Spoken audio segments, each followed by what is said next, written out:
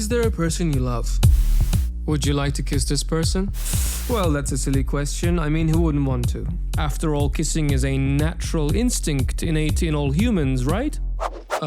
No. Turns out it's probably not a natural instinct at all. Turns out, up until the early 20th century, more than half of all the cultures that existed in the world at the time either did not kiss at all or found kissing for romantic reasons completely repulsive. The only place on Earth where all its different cultures did in fact kiss for romantic reasons at the time was the Middle East. I don't know what the For a long time, we thought that the human tendency to kiss is instinctual. And you know what? That's very likely that it could be. That's because evolutionary biologists believe that humans associate kissing with feelings of love and attachment, because way back before formulas and baby food, alongside breastfeeding, mothers used kiss feeding to feed their babies with pre-chewed food, just like birds and other primates do. And as weird as it might seem to us today, at the time it would have been a good idea if there was no milk. Mouth feeding also allows food to be consumed by babies that they wouldn't have had access to otherwise. But wouldn't they have just used a mortar and pestle to crush the food instead of chewing it for their babies? I mean, wouldn't mouth feeding transfer pathogens through the mother's saliva to the baby? Yes, it would, which is why we don't do it anymore.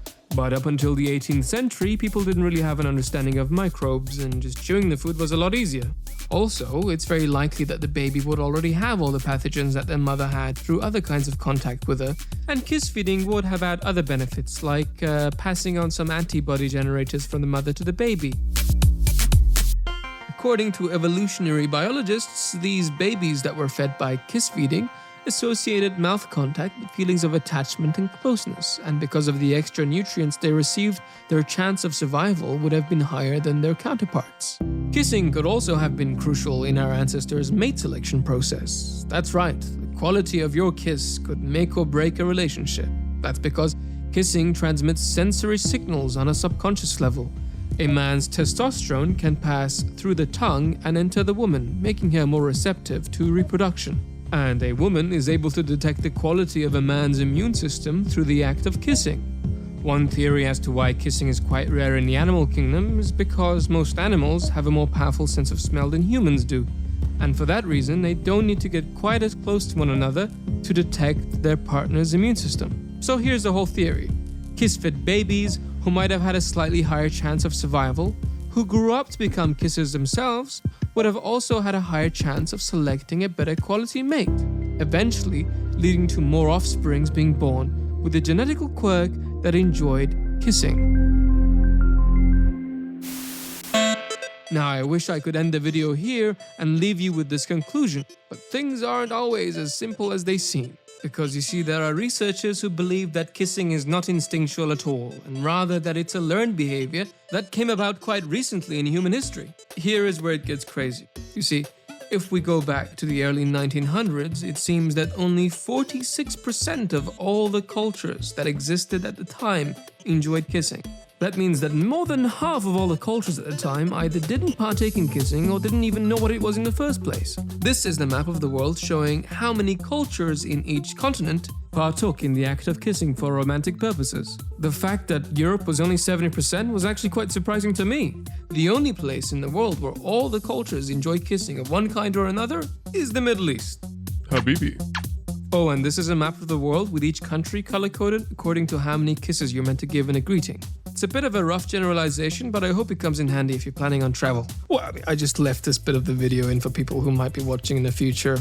Yeah, I mean, right now it's probably not a good idea to travel, let alone kiss people. When some indigenous tribes saw people kiss for the first time, they thought it was quite disgusting.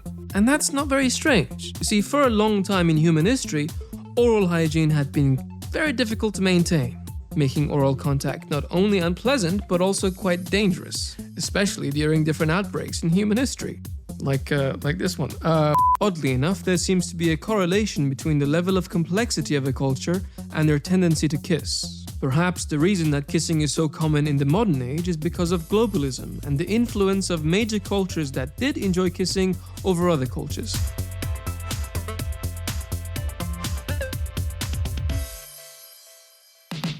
But if kissing is a learned behavior, then where does it come from? I mean, who was the first guy who thought, kissing, that's a good idea? Well, it it's quite likely that this person might have been from India. 4 Vedic Sanskrit texts written in India around 1500 BC seems to be the oldest written record that describes people kissing. By all means, this doesn't mean that nobody kissed before then. Nonetheless, with these writings being the only evidence available to historians, it leads them to believe that romantically kissing your partner probably did originate from India. It's hypothesized that later, during the conquest of Alexander, when his soldiers and generals experienced this custom for the first time, well, they couldn't get enough of it. They spread it from there to the Middle East and parts of Europe. Then, the Romans, who were obsessed with the Greeks, picked up this custom and took it to a whole new level. And over time, they spread their version of kissing into different parts of Europe and also North Africa. It seems that the original romantic kiss that was written about in Sanskrit texts would over time transform into different forms.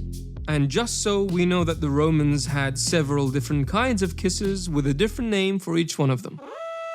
Salvum, which in Latin is also similar to the words for saliva and savage, was the name they gave to their version of the French kiss. Meanwhile, osculum was their name for a friendly or religious kiss, and basium was a name they gave to a courtesy kiss. If basium was given by someone of equal status, it would be received on the face.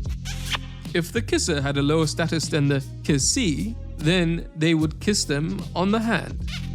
If the status was even lower, then the kisser would place a kiss on their foot. The Romans loved kissing so much so that they would even kiss the signature on a contract once both parties came to an agreement. But the spread of kissing across the globe was sporadic, to say the least. In fact, many times throughout history, especially during the plague, it seems to have disappeared altogether.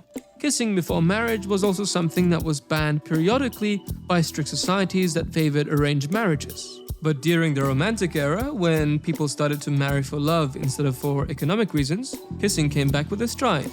Today, the average person will spend 7 days of their entire lifetime kissing.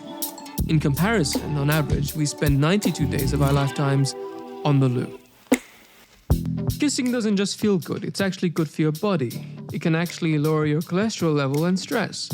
And even though the true origin and purpose of kissing, well, it's kind of still a mystery today, the fact that kissing brings people closer together and creates a stronger bond between us, well, that part is no mystery at all. Well, if you've watched this far, well, I would like to thank you very much. This was it's going to be the first video on the channel. Well, there it was. Thank you very much.